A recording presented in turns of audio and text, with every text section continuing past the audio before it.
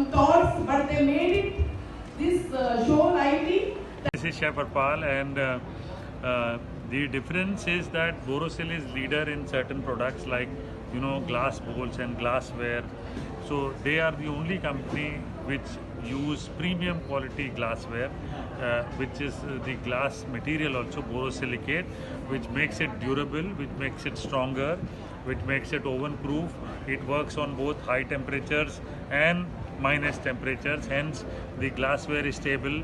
They are also leaders in creating great looking bowls like this. For example, this is their latest good looking things, because as chefs, what is happening is people look at us and they want to make their kitchens look more beautiful. So Borosil has taken this initiative of creating great serviceware and bakeware with these kind of things. These are just not bowls.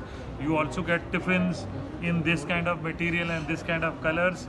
So you can carry tiffins to your office, stylish tiffins to your office.